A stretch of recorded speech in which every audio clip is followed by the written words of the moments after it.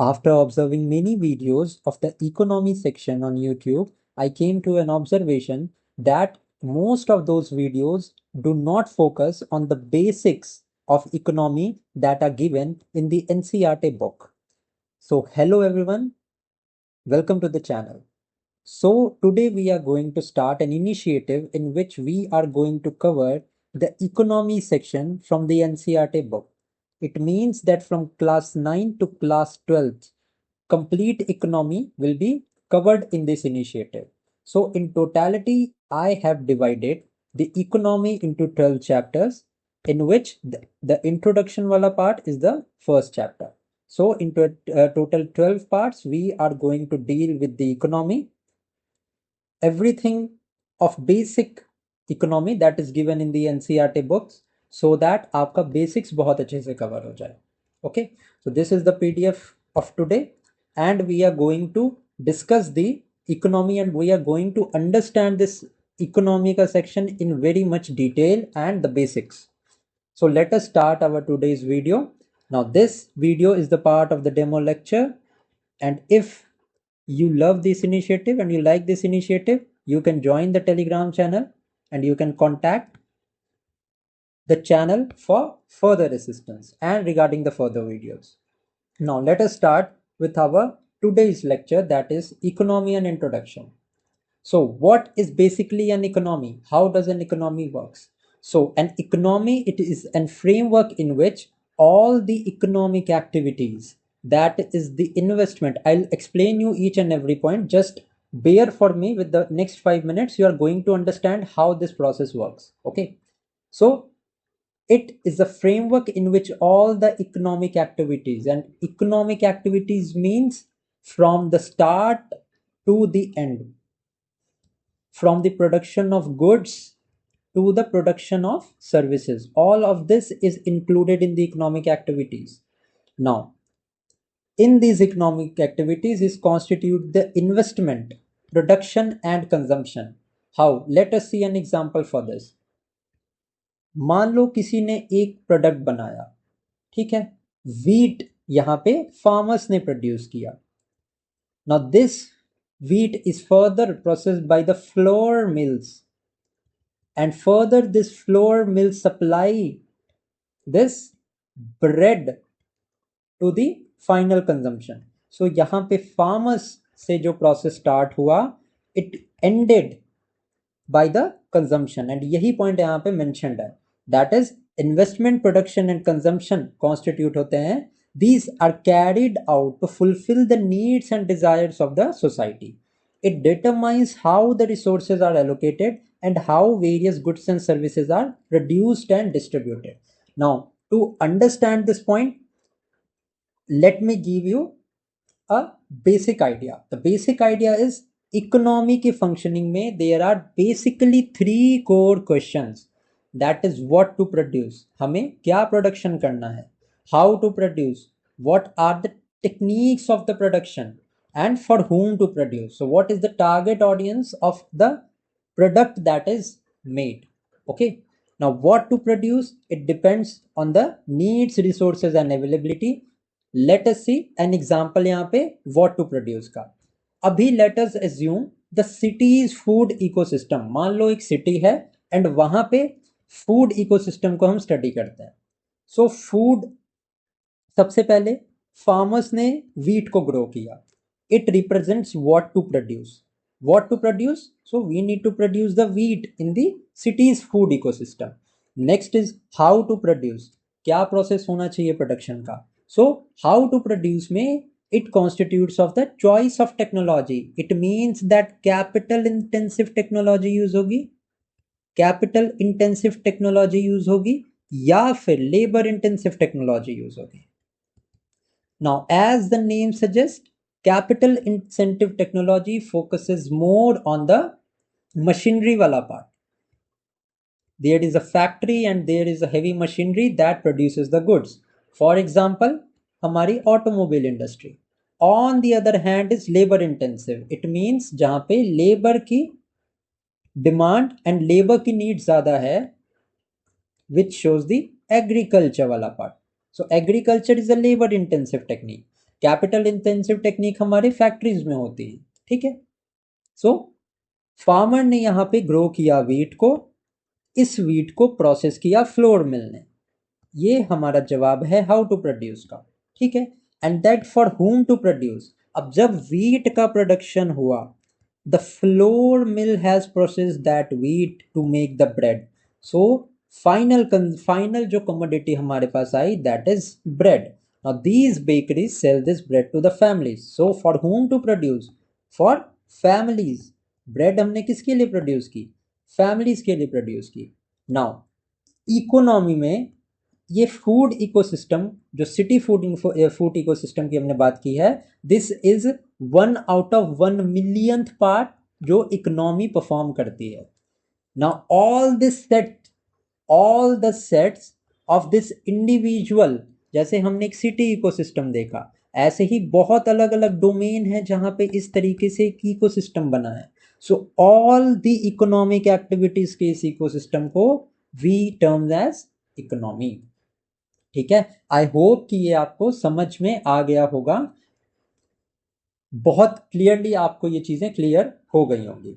Now next important point is, अब economy के बारे में तो हमने बात कर ली कि it is production of all goods and services, जिसमें इन्वेस्टमेंट होती है, प्रोडक्शन होता है एंड देन कंजम्पशन होता है। Now there are different types of economy जो कि डिफरेंट सर्कमस्टांसेस में वर्क करती हैं। First of all let us see the type of economy that is based on the ownership and the management of resources. Now यहाँ से one question, basic question always comes in the one day examination, state PSCs में भी ये basic questions है जो यहाँ से आपसे वो पूछ सकते हैं। Now the first type of economy is the capitalist economy. अब इसको समझने के लिए let us see the heads. यहाँ पे I have included the type. What is the type of economy based on the ownership and management? Next is the ownership of resources. Ownership किसके पास रहती है? Next is the example कि कौन से countries में कौन सा मॉडल वर्क करता है, एंड द बेसिक की फीचर्स जो कि वेरी वेरी इंपॉर्टेंट है, एंड यहाँ से क्वेश्चंस आपके बहुत ज़्यादा बनाए जाते हैं। Late us see the first thing that is the capitalist. Now the word capitalist से ही आपको पता चल रहा होगा this is a business oriented model. अब आप मुझे बताओ जो मार्केट में बिजनेस रन करते हैं उनका मेन गोल क्या होता है? Their main goal is the profit maximisation.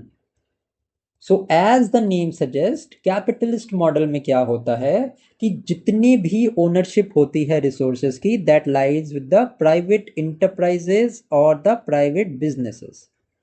Okay, now private businesses हैं, कोई भी बिजनेस का मेन गोल क्या होता है? मेन गोल होता है प्रॉफिट मैक्सिमाइजेशन का। सो यहां पे main goal is profit maximization, and public service का गोल यहां पे ये लोग कंसिडर नहीं करते हैं क्योंकि they aim to maximize their profits. Okay, now इसमें क्या होता है? The price mechanism is operated by the buyers and sellers.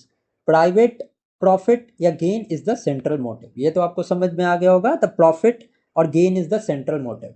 So how this price mechanism is operated by buyers and sellers, इसका मैं आपको एक्सप्लेन करता हूँ। फॉर एन एग्जाम्पल, अभी रिसेंट जितने भी मैं एग्जाम्पल्स लूंगा ना वो सारे मैं रिसेंट एग्जाम्पल्स लूंगा सो दैट आपको चीजें क्लियरली समझ में आ जाए। फॉर एग्जाम्पल अभी EVs are on very much rise, ठीक है, इलेक्ट्रिक व्हीकल्स की बहुत ज्यादा डिमांड है। Now what happens in a capitalist economy is कि जैसे ही the demand for a product will rise, जैसे ही डिमांड बढ़ेगी, सो these private enterprises will increase the price। जैसे ही डिमांड बढ़ेगी तो ये अपने प्रोडक्ट का प्राइस इंक्रीज कर देंगे टू मैक्सिमाइज प्रॉफिट। एंड जब ये गोल पे ये लोग कॉन्सेंट्रेट करते हैं मैक्सिमाइजेशन ऑफ प्रॉफिट, तो ये प्रोडक्ट का प्राइस अपने हिसाब से बढ़ा सकते हैं without any intervention of the government. So what happens in the capitalist model is that there is no government intervention.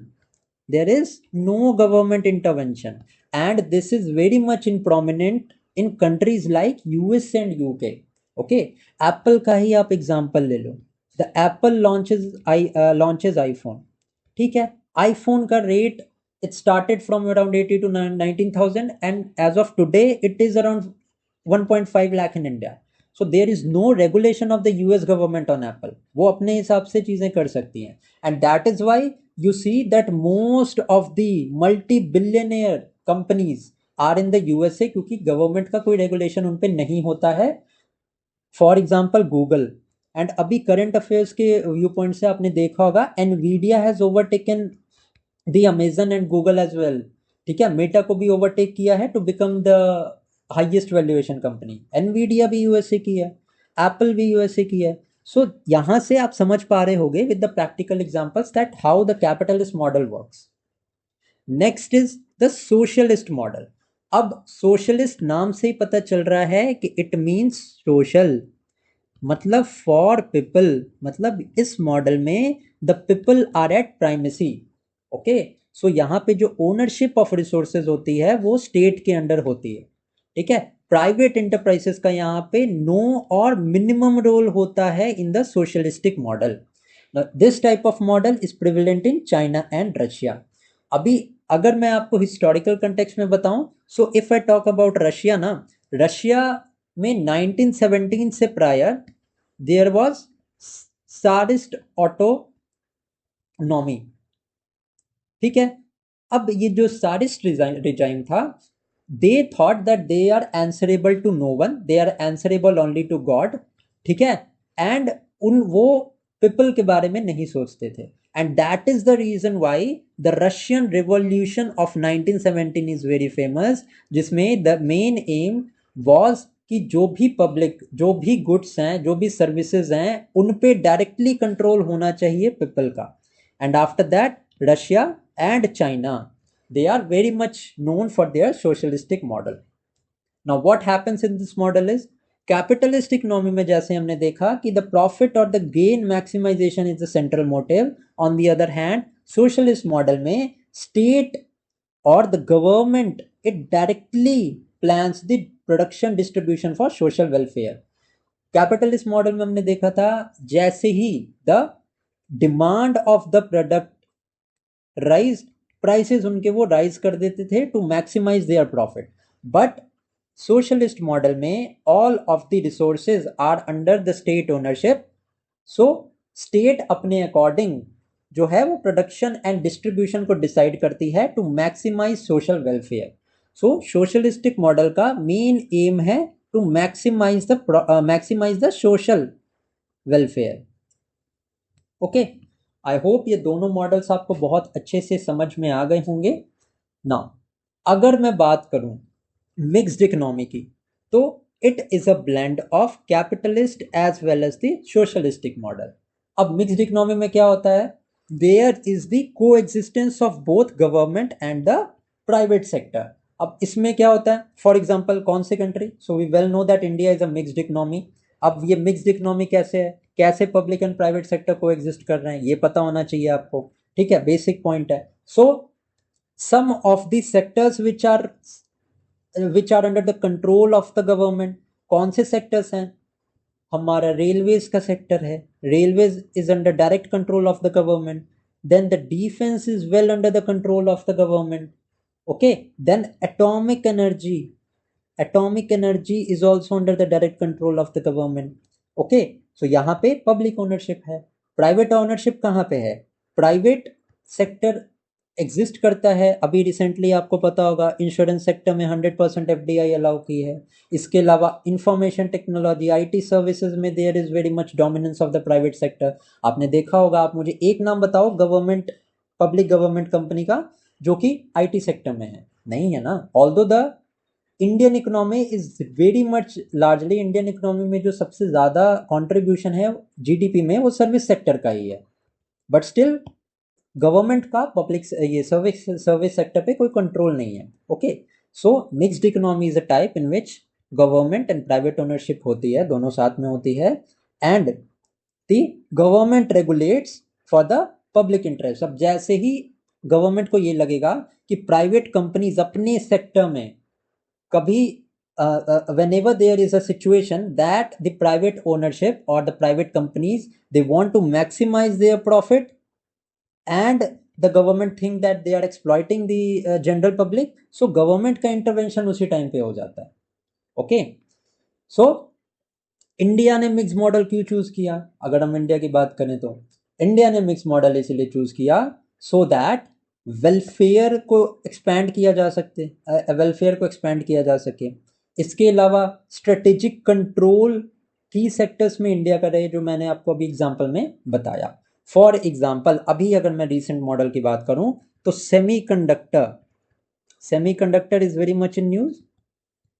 ठीक है, सो सेमीकंडक्टर में गवर्नमेंट डायरेक्टली इनिशिएटिव लेके और उसे कंट्रोल कर रही है, एनर्जी को भी कंट्रोल कर रही है। So this is how a mixed economy works. ठीक है, now in India's mixed economy, public, private, and the joint ventures with at least 51% of the state ownership operates in harmony. There is an intermingling relationship between all of these sectors and the economy is working very much efficiently. Now, अगर level of development के बारे में बात करें, सो अभी हमने देखा ownership के हिसाब से the types of economy. Let us now focus on the type of economy that is based on the level of development. First one is the developed economy. अब developed economy में क्या होगा कि per capita income would be high, advanced industries होती हैं, technological advancement होता है, and high human development index होता है। ठीक है, human development index is very much important, जिसमें कि around 3 indicators में it is measured by the United Nation Development Program. So human development index developed countries का generally high होता है। ओके, प्रोडक्टिविटी हाई होती है इनकी, रिसर्च एंड डेवलपमेंट में ये बहुत पैसा अपना स्पेंड करते हैं, and because research and development में they spend a large amount of money and that is why their industry is advance. So everything is advanced in these types of economy. The examples is USA, Japan, France. As you have seen, current context में अगर हम link करें तो Japan is offering the bullet trains to India. The bullet train in India is constructed on the Mumbai Ahmedabad route. तो Japan से ही हमने ये टेक्नोलॉजी को लिया है and that Japan is helping us to build the bullet train. Okay, तो technological advancement होती है हमारे डेवलप्ड कंट्रीज की। Next is the developing countries. अब इनका फीचर्स क्या होता है? The industry sector is still growing, advanced level पे नहीं होता है, but everything is on a progressive step. ठीक है, डेवलप्ड में ऐसे आप इसको समझ सकते हो, डेवलप्ड में आपको एवरीथिंग विल बी पॉजिटिव, हर सेक्टर में डेवलप्ड इकोनॉमी पॉजिटिव होती है। डेवलपिंग में there is continuous increase in every sector, growing industry होता है, मॉडरेट एचडीआई होता है जो कि ग्रो करता है धीरे धीरे, large rural and traditional sector होता है। फॉर एग्जाम्पल हमारे India is a growing economy, China अब तो डेवलप्ड इसको बोलना चाहिए and there is very much dispute in this thing also. UN में चाइना ने ये चीज बोली थी कि अब हम डेवलपिंग नहीं रहे हैं, we are an developed economy, so we should get an adequate treatment like an developed economy. बहुत सारी कंट्रीज ने भी यहाँ पे आर्ग्यू किया है कि चाइना एडवांटेज ले रहा है उसके डेवलपिंग टैग का, because China is now a developed economy, so उसको डेवलप्ड इकोनॉमी का यहाँ पे स्टेटस मिलना चाहिए, not of the developing economy. Okay, next is एक फीचर जो सबसे ज्यादा डेवलपिंग इकोनॉमी में देखा जाता है, that is shift from the agriculture to the industry or the service sector, as we are seeing in the Indian economy. Although agriculture oriented population India में सबसे ज़्यादा है, स्टिल मैंने आपको बताया था service sector contributes largely in the service sector contributes largely in the GDP. Okay, अब we if you talk about the less developed economy, अब लेस डेवलप्ड इकोनॉमी में सारा कुछ ही is at a lower level. ठीक है, low levels of industrialization is there, low level of technological यहाँ पे development, low human development index and small industrial sector यहाँ पे होता है। Some of the common example are Niger which is an African country, Mali is also an African country, Bangladesh is an Asian country. ठीक है, now next हमारा है the classification based on the international trade. अभी जो country international trade में बहुत ज़्यादा highly active है, that country, that economy is known as the open economy. And those countries which are not very much focused on the international trade and international trade में उनका significant contribution नहीं होता है, that countries are known as the closed economy. Okay, now the open economy, it engages freely in the import and export, and it has a large trade to GDP ratio. अब trade to what is trade to GDP ratio? मतलब GDP की production मान लो 1 lakh rupees है, ठीक है, 1 lakh is the GDP production and the trade is 50,000. मतलब जो 1 लाख की वैल्यू का प्रोडक्ट हम प्रोड्यूस कर रहे हैं उसमें हम ट्रेड, इंटरनेशनल का ट्रेड कर रहे हैं 50,000 का. इट मीन्स क्या, कि इट मीन्स कि हमारे पास सेल्फ सफिशिएंसी तो है ही कि हम अपनी इकोनॉमी को खिला पा रहे हैं, इसके अलावा we are selling the surplus in the international markets. This highly represents the open economy and it has a larger trade to GDP ratio. Okay, pre 1991 India was a closed economy. India जो था, it did not actively engaged in the international trade. But post 1991 क्या हुआ था, we know that there were the LPG reforms, that is the liberalization, privatization and globalization. अब liberalisation का क्या मतलब था, इंडिया में इंडस्ट्रियल पॉलिसी जो थी it was very much strict.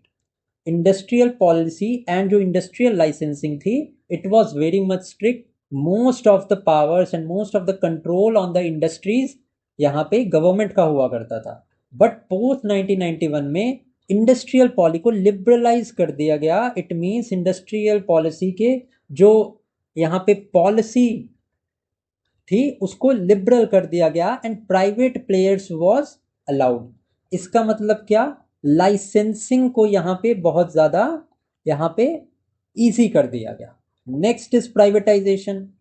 Government ने अपना control maximum of the industries में रख रखा था, उसको उन्होंने प्राइवेट प्लेयर्स को देना शुरू किया. But some of the specific public sectors को गवर्नमेंट ने अपने कंट्रोल में ही रखा, अदर सेक्टर्स को प्राइवेट करने का यहाँ पे इनिशिएटिव लिया गया. And globalization, what was this globalization? Globalization was the opening of the Indian economy. India started to trade.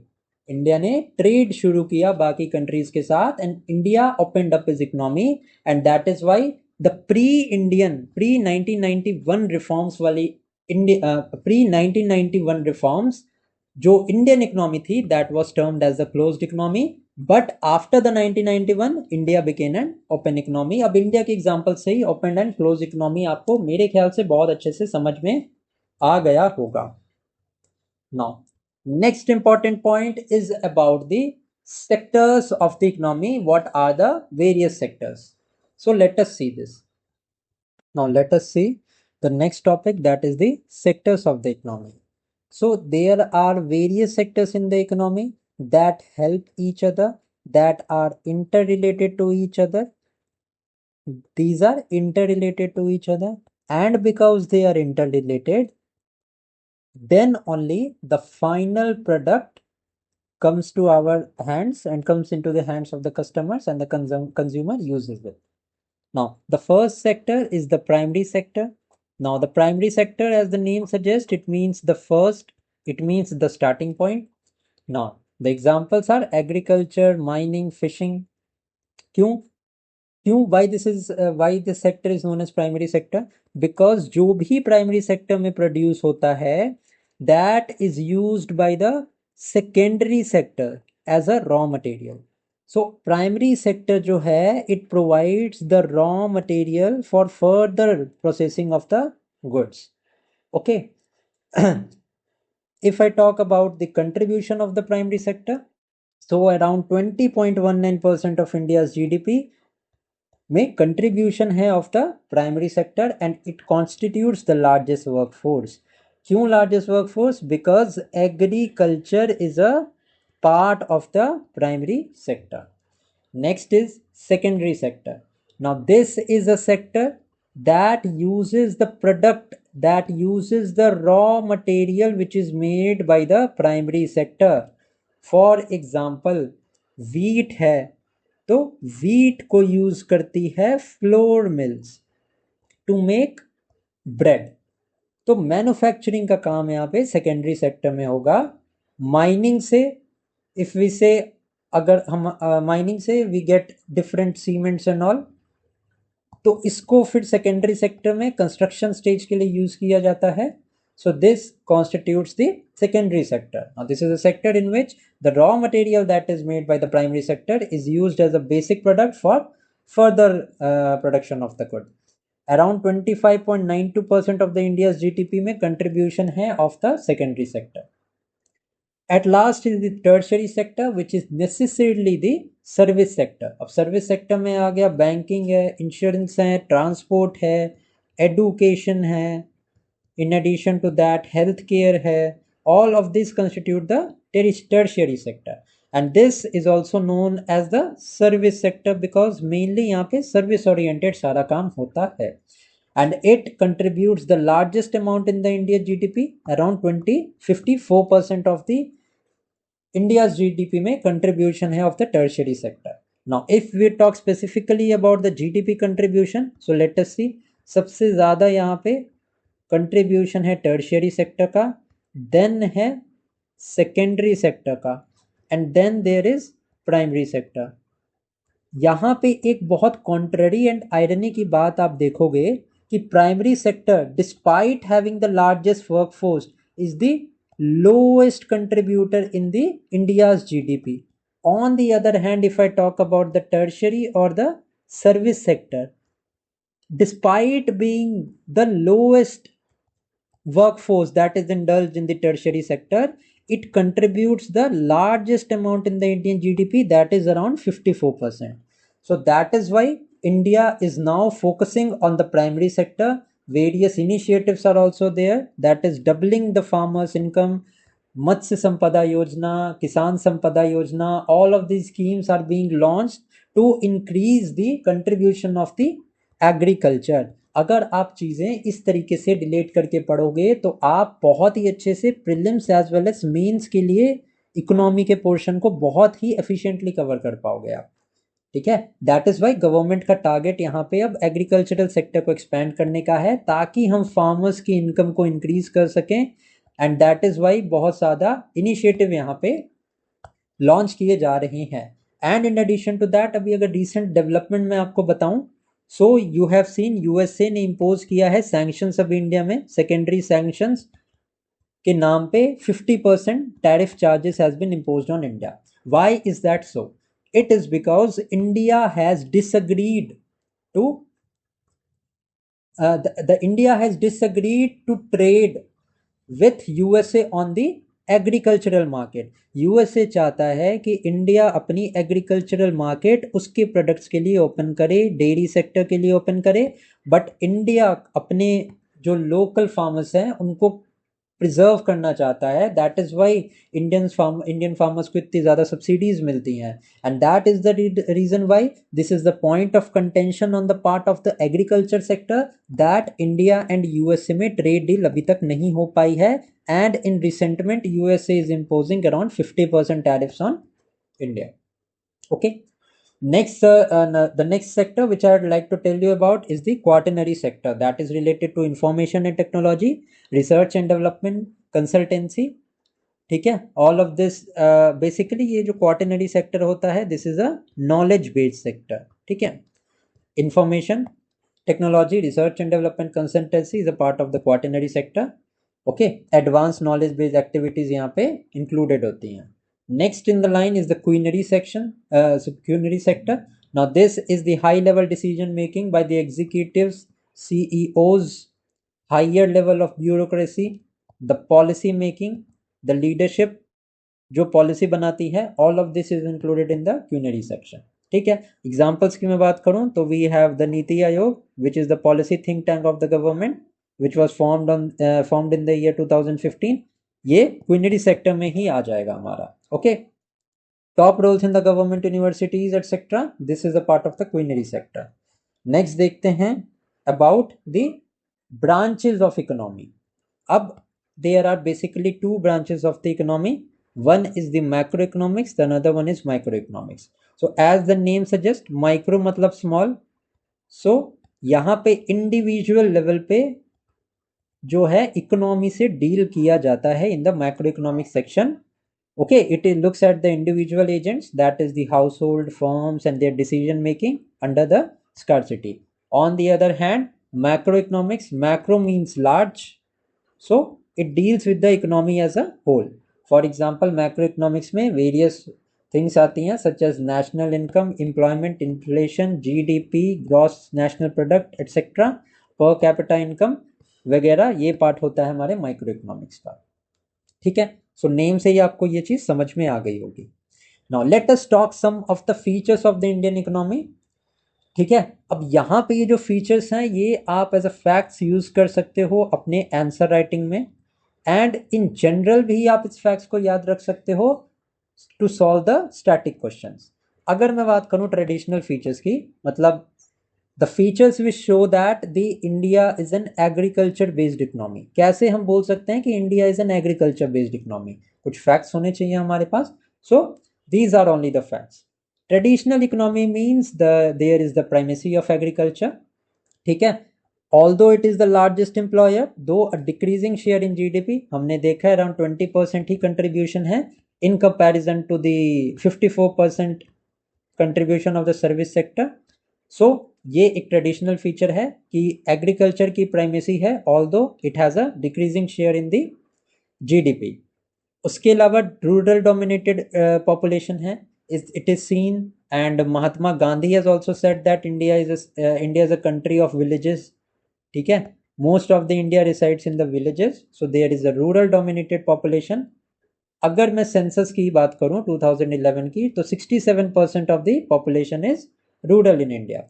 Now census को मैंने कोट इसलिए किया है क्योंकि अगर आप अपने आंसर राइटिंग में द गवर्नमेंट ओरिएंटेड रिपोर्ट्स की अगर आप बात करोगे तो आप ज़्यादा मार्क्स फेच कर पाओगे, क्योंकि independent organisations are very much carried by a propaganda which is backed by some sort of government और ऑर्गेनाइजेशंस. ठीक है, that is why the government data is the most exact data that you can quote. Because census 2021 का नहीं हो पाया था due to the Covid pandemic, that is why वो census अब 2026 में यहाँ पे शुरू होने वाला है इन इंडिया इन 2 phases. तब तक जब तक नए सेंसस की रिपोर्ट नहीं आती है, we will quote the census of 2011. Okay, 67% of the population is rural dominated, obviously because agriculture का जीडीपी में कंट्रीब्यूशन वो ज़्यादा नहीं है, that is why the per capita income in the agricultural sector is also low, and it is a major cause of poverty.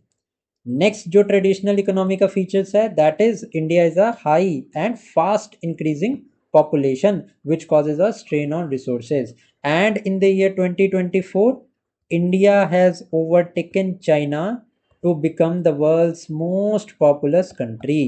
okay, so resources पे भी strain यहाँ पे पड़ रहा है in the Indian economy. Next is जब लोग ज़्यादा होंगे, when the population is high then the unemployment will also be high, specially disguised employment in agriculture. अब यहाँ पे एक पॉइंट आपको समझना पड़ेगा कि what is the disguised unemployment. Although जो अनएम्प्लॉयमेंट का चैप्टर है, this I am going to teach you in the chapter 4 of this series. ठीक है, बट अगर मैं बात करूं about the disguised unemployment, now यहाँ पे एक एग्जांपल से मैं आपको बताता हूं कि what is this disguised unemployment. Now मान लो there is a field in there is an agricultural field. Now to produce और to do the agriculture in that field 3 people are required. But जिस भी फैमिली का वो field है, total 6 members हैं उस फैमिली में. तो ये सारे के सारे 6 members are included and are doing the work in this field. So यहाँ पे we are seeing that although 3 people are required in the field, 6 people are actively indulged. हालांकि काम 3 पीपल से भी हो सकता है, बट अभी रिसेंटली 6 पीपल उस फील्ड पे वर्क कर रहे हैं। तो जो 3 पीपल एक्स्ट्रा वर्क कर रहे हैं यहाँ पे, उनका marginal productivity would be zero. मतलब वो काम करें या ना करें, वो जो एक्स्ट्रा 3 लेबर काम कर रही है, वो काम करें या ना करें उस फील्ड पे, it will make no difference, because उस फील्ड पे 3 पीपल ही चाहिए। So this is what is known as disguised unemployment. Now this is a type of unemployment in which number of people is more, and as the number of people is more, the marginal productivity of each additional labor is zero. ठीक है, it is not, those extra labor are not contributing anything. okay, this is known as the disguised agriculture. अब आपको समझ में आ गया होगा कि रूरल डोमिनेटेड पॉपुलेशन 67% है, प्राइमेसी ऑफ एग्रीकल्चर है, बिकॉज यहाँ पे लार्जेस्ट वर्कफोर्स जो है वो एग्रीकल्चर में यहाँ पे इंक्लूडेड है। सो डिसगाइज्ड अनएम्प्लॉयमेंट भी एग्रीकल्चरल सेक्टर में है। I hope you have understood this fact. Then there is income inequality, obviously, because the rich are getting richer and the poor are getting poorer. As we have seen, agriculture का contribution GDP में ज़्यादा नहीं है, and we are seeing service sector 54% contribution करता है। So the people that are working in the service sector, they have the higher levels of income as compared to the agriculture, and this is the reason why income inequality को reduce करने के लिए various steps are being taken by the government. okay, talking about the modern features, so it is a planned economy.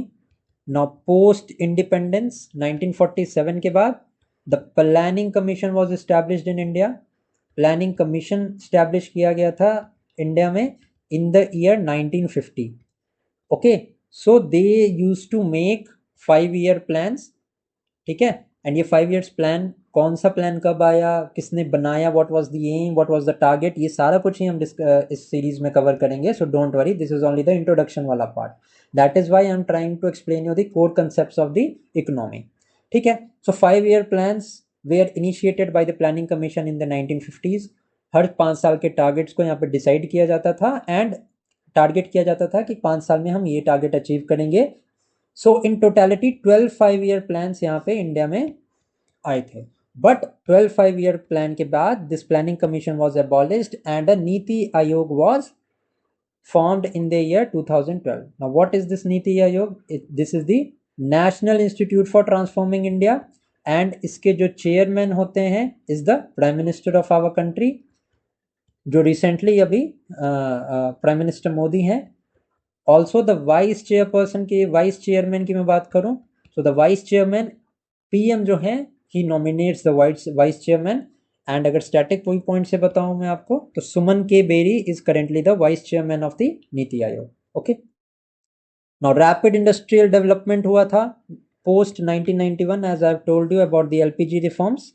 ठीक है, LPG reforms के बाद industrial licensing policy was abolished and the industries were kept wide open. उसके बाद evolving development indicators, that is the human development index, multi dimensional poverty index, global innovation index, hunger index. ठीक है, these all are the indexes, जिसमें कि gender index में India का rank 131 है. इसके अलावा अगर मैं बात करूं डेवलपमेंट इंडेक्स में, ह्यूमन डेवलपमेंट इंडेक्स में इंडिया का रैंक 130th है. ये मैं सारे आपको 2024 के इंडेक्सेस बता रहा हूँ. ठीक है, इसके अलावा इनोवेशन इंडेक्स में 39th रैंक है इंडिया का, and the sustainable development goals में इंडिया का 99th रैंक है. ओके, सो दीज इंडेक्सेस भी आप कोट कर सकते हो in your answer writing. Next is there are the major developmental index, human development index. इसमें 3 इंडिकेटर्स होते हैं.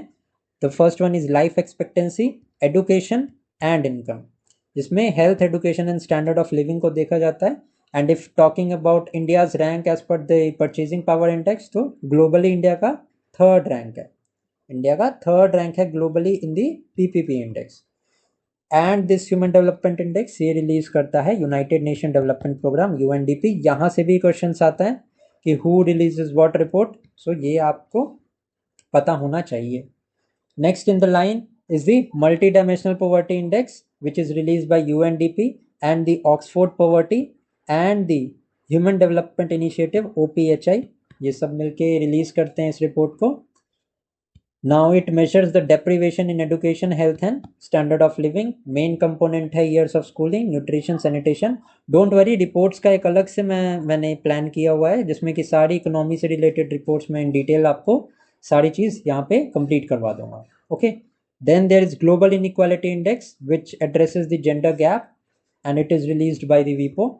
Okay, sorry, not WIPO, UNDP release करता है इसको, this is wrong.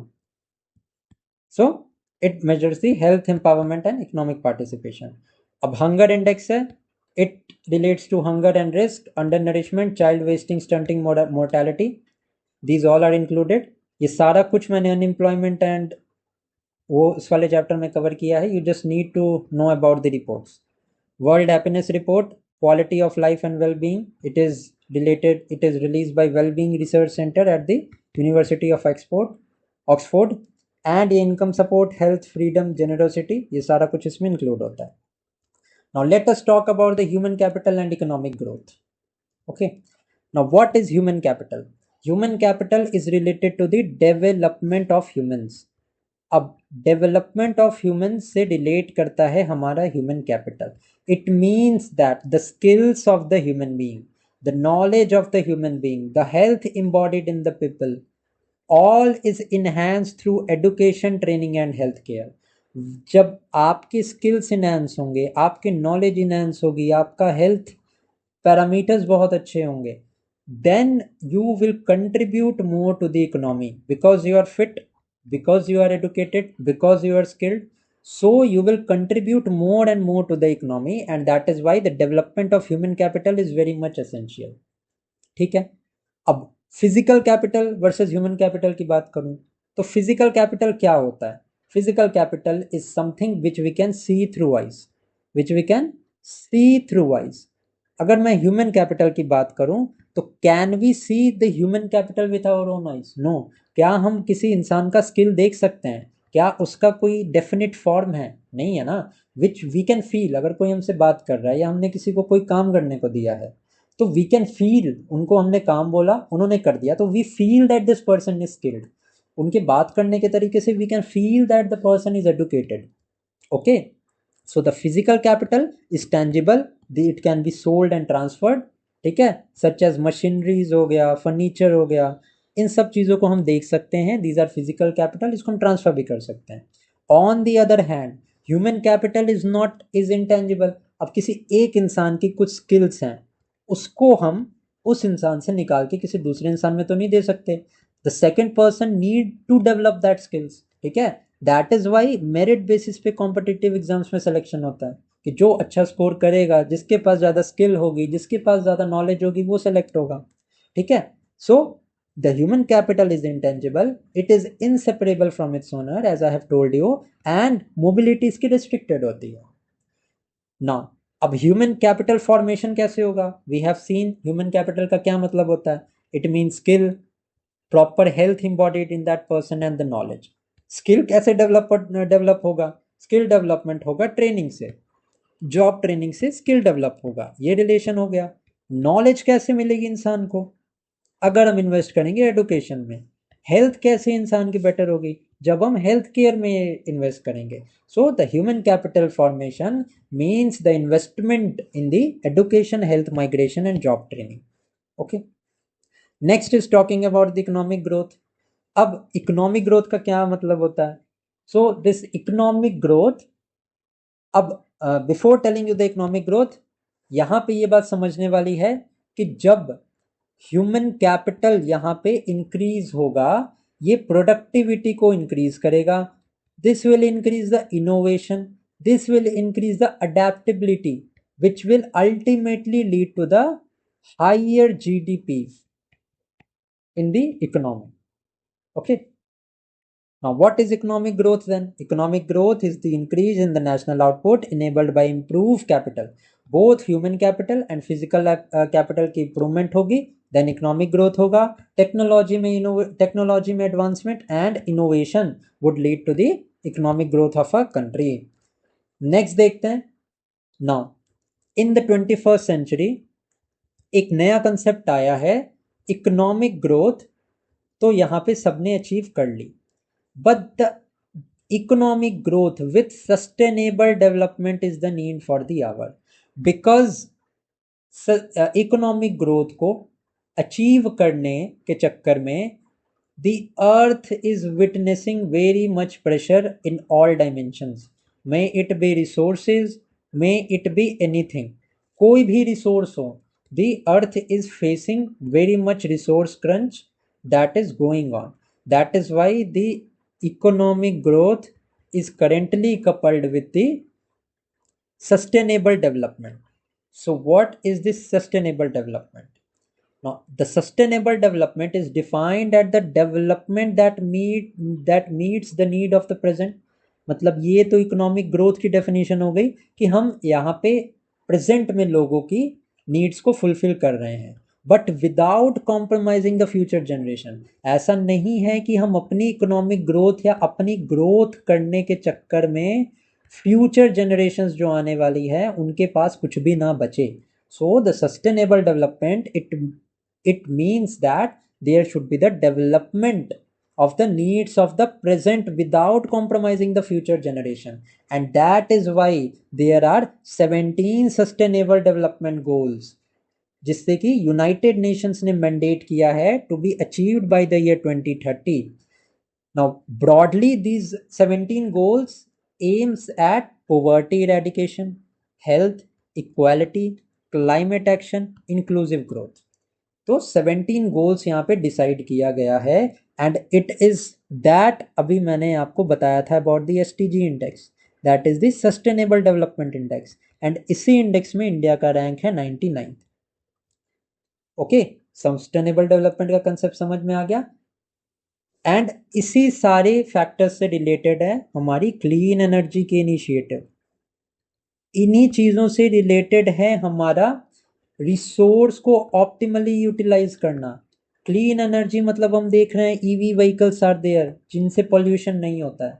So climate change यहाँ पे हम कर्टेल कर सकते हैं। इसके अलावा hydrogen as a fuel is being used as comparison to the traditional natural gas and traditional petrol and diesel. यहाँ पे हाइड्रोजन यूज होता है, क्यों? क्योंकि the by product of burning of hydrogen is only water. So all of these clean energy initiative and ये सारा कुछ जो चल रहा है it all around revolves around this sustainable development only. Okay, now अब let us compare the policies of India, China and Pakistan. एक comparison कर लेते हैं एशियन इकोनॉमीज के कंटेक्स्ट में। ठीक है, India is a mixed economy, we have seen 5 years plan जो है वो स्टार्ट हुआ था 1951 में, एंड धीरे धीरे ग्रेजुअल शिफ्ट इंडिया ने कर दिया था post 1991 LPG policy, that is the liberalization, privatization, globalization policy. This policy was introduced by then finance minister Manmohan Singh, and who was the prime minister? Narasimha Rao was the prime minister at that time. China, as we have seen, जब मैंने आपको शुरू में बताया था, China is a socialist economy that is controlled, it is a socialist economy जहाँ पे the state controls all of the production of the goods and services. Okay, cultural revolution है, रैपिड इंडस्ट्रियलाइजेशन है। क्यों रैपिड इंडस्ट्रियलाइजेशन चाइना में हुआ है? Because this country में सारे के सारे रिसोर्सेज जो हैं of the production of the goods and services, all of them are owned by the state only. Profit maximisation etcetera, capitalist market या कैपिटलिस्ट बिजनेसेस, इनका एग्जिस्टेंस बहुत ज़्यादा नहीं है क्योंकि the government is directly controlling all of this. Okay, next in the line is Pakistan, which tells about the mixed economic model, fewer nationalization, greater emphasis on the private sector. So identical यहाँ पे India और पाकिस्तान का जो है वो economic model है। But now let us see some of the additional notes. कुछ additional notes हम देख लेते हैं यहाँ पे। Now Adam Smith, you need to know, he is known as the father of economics. Next is economic activities are those activities जिससे income generate होती है। वी हैव सीन स्टार्ट कहाँ से होता है? स्टार्ट होता है हमारा प्रोडक्शन से, एंड अल्टीमेटली एंड कहाँ होता है? कंजम्पशन। अब कंजम्पशन का एंड प्रोडक्ट क्या है? कि the buyer is buying goods, buyer को क्या मिलता है? गुड्स मिलता है, एंड सेलर को क्या मिलता है? मनी मिलता है। ठीक है, money means income and basic यहाँ पे aim of economic activities is income generation. Okay, अब नॉन इकोनॉमिक एक्टिविटीज कौन सी हैं? Those activities that do not require any monetary motivations, मतलब the money is not involve. अब आप बोलोगे कि भाई बिना मनी के क्या हो सकता है, बट स्टिल यहाँ पे कंसेप्ट आता है फिलैंथ्रॉफी का। फिलैंथ्रॉफी का मतलब सर्विस का, सर्विस टू द पीपल। अब यहाँ पे जो बात आती है वो आती है non for non profit organisation और दी एनजीओज। इनका मोटिव क्या होता है? इनका मोटिव होता है सर्विस करना सोसाइटी में। एंड फिलैंथ्रॉफी के लिए the name of late Ratan Tata is very much acknowledgeable, जो इन्होंने काम किया है for the service of the society. These constitutes the non economic activities. I hope आपको समझ आ गया होगा ये। अगर मैं बात करूं यहाँ पे इंडिया की ग्लोबल रैंकिंग, ये फैक्ट्स हैं जो आपके प्रीलिम्स के लिए तो इंपॉर्टेंट है ही है, मेंस में भी आपको ये सारे फैक्ट्स पूछ सकते हैं। आप इन फैक्ट्स को कोट करके अपने आंसर को इनरिच कर सकते हो। India is the fourth largest economy 2025 में। India is the fourth largest economy as per the nominal GDP. अब इन नॉमिनल जीडीपी क्या है, रियल जीडीपी क्या है, ये सारा कुछ हम डील करेंगे आगे जाके, ठीक है। And India is the third largest economy by the purchasing power parity. अब परचेजिंग पावर पैरिटी क्या होता है? दिस मीन्स दैट मान लो कोई एक प्रोडक्ट है, मान लो वीट है, सो एक set of basket of product हम बना लेते हैं, एक बास्केट बना लेते हैं प्रोडक्ट्स की, जिसमें कि मान लो 5 प्रोडक्ट्स हैं। एंड ये सेट बास्केट के अकॉर्डिंग ही इनको परचेज करने के लिए डिफरेंट कंट्रीज को कितना पैसा खर्च करना पड़ता है, उसका एक कॉमन ग्राउंड बनाया जाता है। Then we are able to compare how much this set of basket of product का वेरिएशन है throughout the different countries. एक कॉमन पैरामीटर बन जाता है सो दैट इजिली कंपैरिजन हो सके of a set basket of products among various countries, ठीक है। This is the purchasing power parity. ये सारा कुछ मैं बहुत एक्सप्लेन करूंगा, ठीक है। ये पूरी सीरीज में एक्सप्लेन करूंगा आपको। कोई भी स्टैटिक पॉइंट ऐसा नहीं होगा जो आप बोलोगे कि मुझे समझ में नहीं आया। उसके अलावा अगर मैं बात करूं, पोस्ट एलपीजी रिफॉर्म्स हमने देखा था 1991 में हुए थे। इसके बाद क्या हुआ था? 15th लार्जेस्ट डेस्टिनेशन है India of the foreign investment according to the UNCTAD report, ठीक है। Now after this let us deal with some MCQs and then this chapter will be finished. So let us start with our first MCQ, that is a closed economy is an economy in which, so here are the options: the money supply is fully controlled, the deficit financing takes place, only exports take place, or neither the exports nor the import take place. Now, as I have explained you about the economy and various types of economy, वहाँ पे मैंने आपको open economy and closed economy के बारे में बताया था। Open economy कौन सी इकोनॉमी थी? That is open to the international trade. That is open economy में एक्सपोर्ट्स भी होते हैं एंड इंपोर्ट्स भी होते हैं। On the other hand, closed economy is an economy in which neither exports nor the imports take place. So हमारा correct answer हो जाएगा D. Okay. Now in a closed economy, neither import nor export take place. The country is self-sufficient for its own domestic demand. अगर मैं example की बात करूं यहाँ पे, तो example में होगा pre 1991 की जो इंडियन इकोनॉमी थी, that was a closed economy. Pre-1991 economy was a closed economy and post 1991 की Indian economy, this was a open economy. Okay, next. This question is on economic liberalization. अब मैंने आपको liberalization का सारा facts बता दिए हैं कि what does this LPG policy meant. This question is regarding the liberalization. Now, this is a substantial change in the industrial licensing, the convertibility of Indian rupee, doing away with the procedural formalities for the foreign direct investment, and the last option is significant reduction in the tax rate. So obviously मैंने आपको बताया था कि liberalization में 1991 के बाद when the LPG policy was introduced in India, the economy was liberalized. This means licensing, industrial licensing was abolished in most of the sectors. So A हमारा यहाँ पे correct answer होगा इस question का. Okay. The LPG policy in 1991 started by making changes in the industrial licensing policy. So A is going to be our correct answer. Next is who opposed the planned development in India? Now this is a unique question and this question has been asked in the UPPSC examination. वहीं से ये question मैंने pick किया है. So the planned development in India was opposed by Mahatma Gandhi. Mahatma Gandhi, he advocated for the decentralization and self-reliance. He advocated for it. Mahatma Gandhi advocated for the decentralization and self-reliance. That is why he opposed the planned development in India. Next is an underdeveloped economy is generally categorized by. So these are the options. लो पर capita income होती है, लो rate of capital formation है, लो dependency ratio and work force largely in the tertiary sector. मैंने आपको क्या बताया था कि एक अंडर डेवलप्ड इकोनॉमी वो इकोनॉमिक होती है जहां पे सारे फैक्टर्स एंड सारे जो मेट्रिक्स होते हैं these are on the lower side. ठीक है. सो पर कैपिटल इनकम तो लो होगी ही. Why? Because economic growth is not much. Economic growth नहीं होती है ज़्यादा. That is why per capita income low होगी.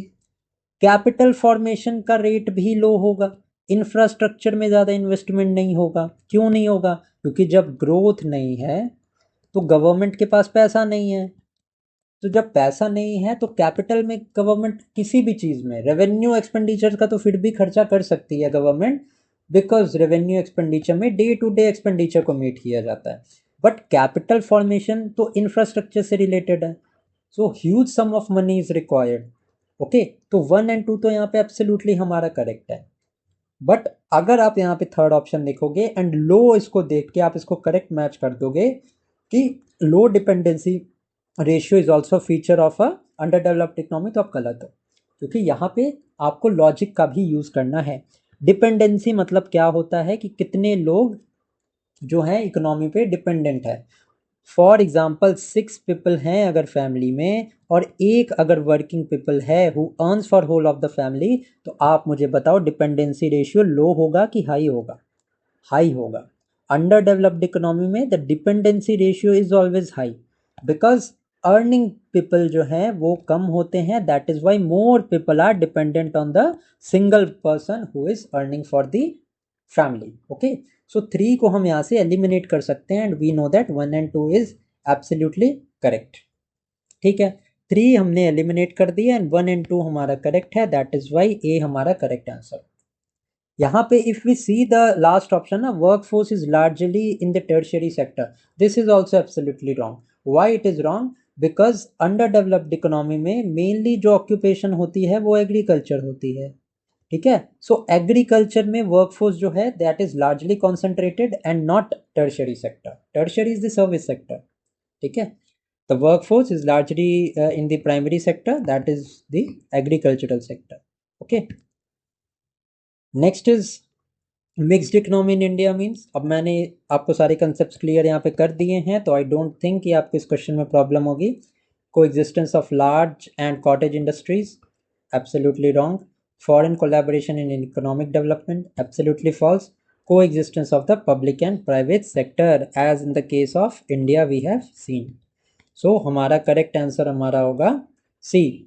The mixed economy combines the element of the capitalism as well as the socialism. Next is the tertiary sector of the economy includes.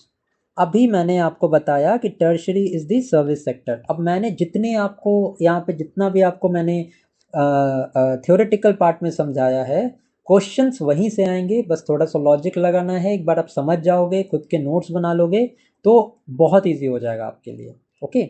सो यहाँ पे trade. So trade, health, quarrying, service. Quarrying जो है और mining जो है this was a primary activity. Manufacturing जो थी, manufacturing थी हमारी secondary activity. The tertiary sector is related to service. Trade is a service.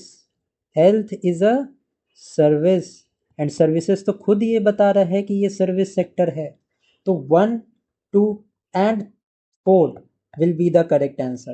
Coiring is a primary activity, not the tertiary activity. Okay, the coiring comes under the primary sector. ये मैंने example में भी बताया, अगर आपने theoretical class किया होगा तो you will get to know. Next is, which of the following best describes a capitalist economy? As I have told you multiple times that the main aim of the capitalist economy is profit maximisation. तो जहां पे ये option आपको दिखे आप correct mark करोगे, नहीं तो दूसरा ऑप्शन क्या हो सकता है, या तो प्रॉफिट मैक्सिमाइजेशन के सेंस में डेफिनेशन वो पूछेंगे, वरना वो पूछेंगे कि द रिसोर्स यहाँ पे कौन ओन करता है। तो the state ownership of all resources, this is not a capitalist but a socialist economy. तो फर्स्ट तो नहीं हो सकता। The price mechanism is regulated by government. No, this again is a feature of the socialist economy. The private ownership with profit motive. अब दोनों factors को include करके यहाँ पे डेफिनेशन बना दी, which is absolutely right. That is, there is the private ownership with the profit motive. Okay, C is the correct answer. Next is, India is classified as which type of economy based on ownership? Capitalist तो नहीं है, socialist भी नहीं है, but India is a mixed economy that is a collaboration of the socialist model as well as the capitalist model. So India is a mixed economy. Next is, which of the following countries is an example of a socialist economy? I have told you multiple times, यहाँ पे मैंने Russia और China का example भी दिया था आपको, ठीक है। Russia and China are the example of a socialist economy. China has historically followed socialistic principle with state ownership and so did Russia. Russia ने भी ये सेम चीज़ की थी after the Russian revolution of 1917. Next is, a closed economy is characterized by no international trade. Again ये मैंने आपको बताया था. High trade to GDP ratio. This is an exclusive feature of a open economy. ठीक है. Free import and export policies, dependency ये तो नहीं है. प्रॉफिट इंटरनेशनल ट्रेड नहीं होता है क्लोज्ड इकोनॉमी में, that is why B is going to be the correct answer. Next है, which sector contributes the highest share to the India's GDP? This question is also pretty much easy. मैंने आपको multiple times बताया है कि this is the tertiary or the service sector. ठीक है, the service sector it contributes nearly around 54% to the India's GDP. That is why C हमारा यहाँ पे correct answer हो जाएगा. Next is, which development indicator is released by UNDP and measures the health, education and income? So this is absolutely the Human Development Index. This is the Human Development Index, जिसमें इस साल India का rank है 130th. Next है, which of the following is a feature of a Indian economy? Indian economy का कौन सा feature है? Low population growth, absolutely not. Highest population growth है इंडियन इकोनॉमी की. नेक्स्ट है, हाई पर कैपिटा इनकम, ये भी नहीं हो सकती है भाई, because India is a developing economy and we have seen in the video series that developed economy का ये यूनिक फीचर होता है कि उनकी हाई पर कैपिटा इनकम होती है. So this can also not be true. Next is the rural dominated population, absolutely agriculture oriented population India में सबसे ज़्यादा है and that is the reason why यहाँ पे हमारा सी करेक्ट आंसर होगा. As per the census of 2011, 67% of the Indian population lives in the rural area. That is why C is going to be the correct answer. Next है हमारा, which branch of economics deal with the national income and inflation? So मैंने आपको बताया था micro mean small. Individual level पे अगर हम economy की बात करें तो this is micro economics. Behavioural economics exclusively deals with the behaviour and nature. Okay, macroeconomics deals with the economy as a whole. It means national income, inflation, इन सबको consider करता है हमारा macro economics. Developmental economics is relate to the development, कौन सी country developed है and उसके क्या पैरामीटर्स हैं, कौन सी कंट्री डेवलपिंग है and what are the parameters of the developing economy, as well as which economy is under develop, तो वो डेवलपमेंट इकोनॉमिक्स के अंदर आता है। ठीक है, इसका करेक्ट आंसर हमारा मैक्रो इकोनॉमिक्स है। Next is which sector includes the activities like research and development and consultancy. So primary में तो हमारा बेसिकली एग्रीकल्चर होता है, we have seen, so A can not be true. Secondary में हमारा manufacturing होता है mainly, so B can also not be true. C is absolutely correct because innovation, research and development, all of this is included in quaternary. On the other hand, quinary मतलब होता है high level bureaucratic jobs, top level decision making या leadership, ये सारे quinary activities के अंदर आती हैं। but research and development, consultancy and इसके अलावा innovation, all of this is included in the quaternary sector. So C is going to be the correct answer. Now 16th and the last question of this first chapter is, who is known as the father of economics? So Adam Smith is known as the father of economics. He authored The Wealth of the Nations and laid the foundation of the classical economics, and this is an important point. Okay, that is why Adam Smith is known as the father of economics. Now with this we are done with the chapter first.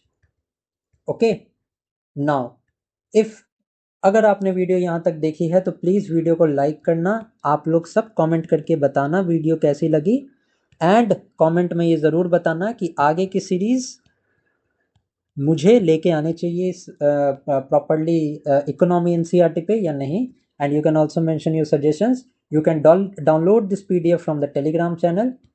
So thank you for watching this video and keep studying.